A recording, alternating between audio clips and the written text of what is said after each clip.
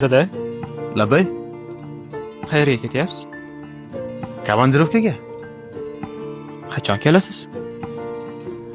bir oylarda kelib qolaman.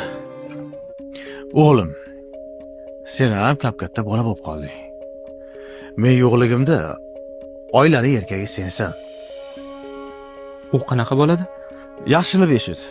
Iloj bo'lsa yozib olgin. Qara, bir oyda yeb ichish uchun 2 marta katta ro'zg'or qilasan.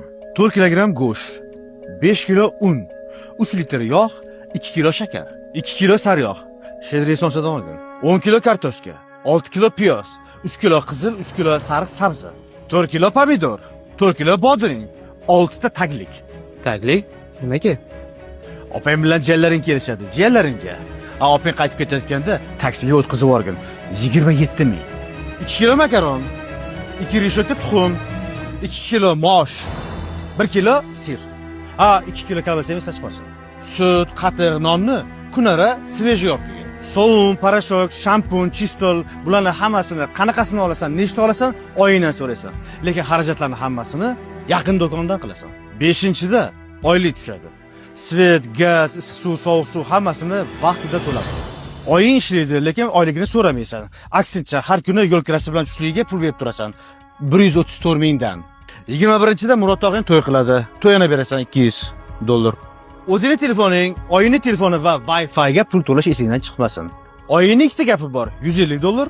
Meni 3 ta gapim bor, $300. Har 3 kunda mashinani zavat qilib tur. Lekin haydama. Bu oyda bir marta yangi kiyimlar olinadi. Oyingga, opalaringga va jiyanlaringga. Manchi? Yo, sen o'zingga olmaysan. Chunki bu oyda sen mensan. Men o'zimga olmayman. Dada, ketmay qo'ya qoling. Nimaga?